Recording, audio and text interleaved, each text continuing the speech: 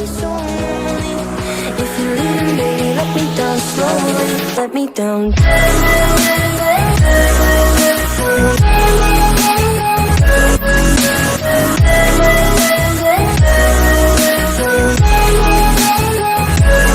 me down. Assalamualaikum warahmatullahi wabarakatuh. Di sini saya akan menjelaskan tentang bridge. Nah, bridge ini adalah perangkat jaringan yang beroperasi pada lapisan data link di layer 2 dalam model OSI.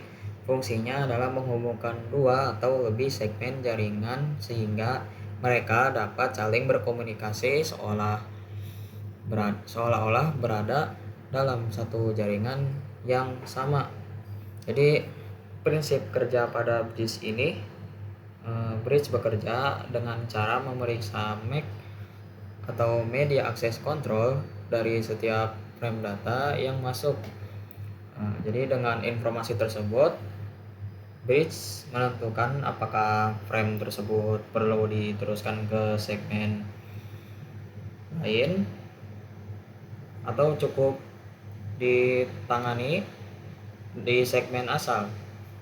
Proses ini disebut filtering dan forwarding yang membantu mengurangi broadcast domain dan mission. Di kelebihan bridge ini yaitu pengurangan trafiknya, jadi hanya frame yang diperlukan yang diteruskan antar segmen sehingga mengurangi kemacetan pada jaringan. Lalu isolasi collision domain. Jadi dengan memisahkan segmen jaringan, bridge membantu mengurangi segmen jaringan. Dengan memisahkan segmen jaringan, bridge membantu mengurangi jumlah collision setiap domain. Bridge biasanya itu bekerja secara transparan terhadap perangkat pengguna tanpa memerlukan konfigurasi IP khusus. Lalu kita ambil contoh satu penerapannya, yaitu salah satu contoh penerapan yang umum adalah penggunaan wireless bridge untuk menghubungkan dua gedung atau lantai yang berbeda dalam suatu kampus atau perkantoran. Jadi dua gedung yang terpisah secara fisik tetapi perlu saling bertukar data dapat dihubungkan dengan wireless bridge. Data yang berasal dari jaringan kabel di satu gedung dikirim secara nirkabel ke gedung lain, di mana perangkat bridge ini di sisi penerima meneruskannya ke jaringan lokal setempat. Seperti di lingkungan rumah atau kantor kecil, bridge juga dapat menghubungkan jaringan kabelan dengan jaringan kabel WiFi atau WiFi, sehingga perangkat yang terhubung secara kabel dan kabel dapat saling berkomunikasi tanpa batasan segmen seperti itu. Integrasi firewall, NAT, dan DHCP dalam topologi bridge Seperti yang kita tahu, firewall berfungsi untuk mengontrol akses, memantau lalu lintas, dan melindungi jaringan dari ancaman eksternal.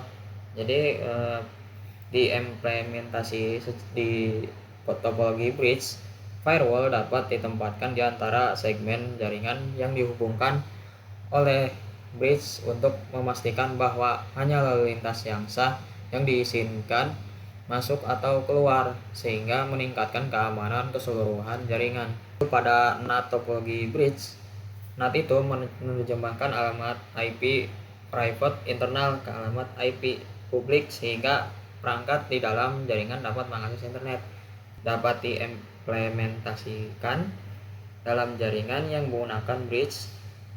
NAT memungkinkan beberapa perangkat yang terhubung melalui bridge untuk berbagi satu alamat IP publik saat mengakses sumber daya eksternal, sehingga sekaligus menjaga kerahasiaan alamat IP internet. Dan pada DHCP sendiri, seperti yang kita tahu, fungsi DHCP ialah secara otomatis memberikan alamat IP, subnet mask, gateway, dan informasi DNS pada perangkat yang terhubung ke jaringan sehingga memudahkan manajemen alamat IP.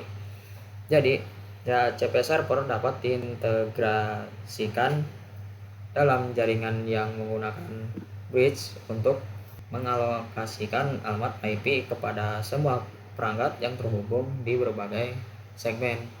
Jadi hal ini memastikan bahwa perangkat mendapatkan konfigurasi yang tepat tanpa perlu pengaturan manual gitu.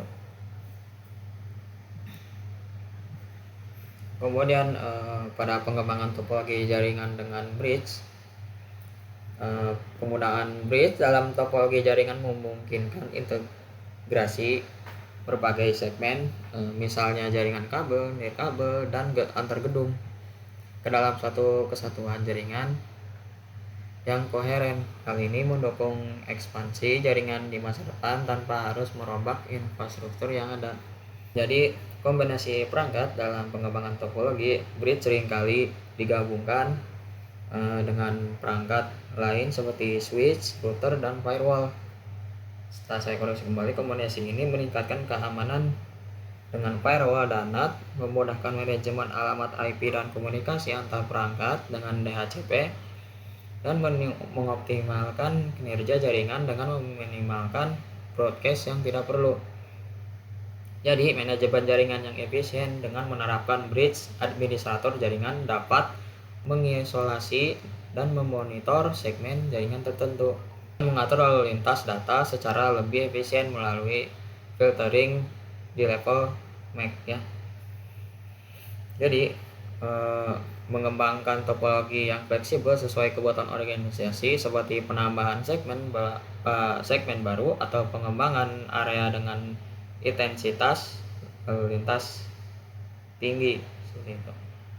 Jadi kesimpulannya, bridge adalah solusi efektif untuk menggabungkan berbagai segmen jaringan secara transparan dengan bekerja pada lapisan data link. Bridge adalah solusi efektif untuk menggabungkan berbagai segmen jaringan secara transparan dengan bekerja pada lapisan data link. Jadi penerapan seperti wireless bridge memungkinkan penghubung antar gedung atau area berbeda, sementara integrasi dengan firewall, NAT, dan DHCP dalam topologi bridge membantu menjaga keamanan, mengelola alokasi IP, dan memfasilitasi akses ke internet. Jadi pengembangan topologi berbasis bridge ini menawarkan fleksibilitas, skalabilitas, dan efisiensi yang sangat diperlukan dalam infrastruktur jaringan di modern. Seperti itu.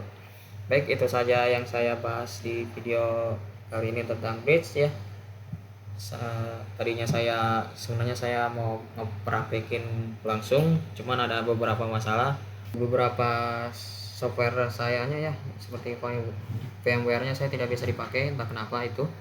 Baik, itu yang saya sampaikan hari ini. Kurang lebihnya mohon maaf. Assalamualaikum warahmatullahi wabarakatuh.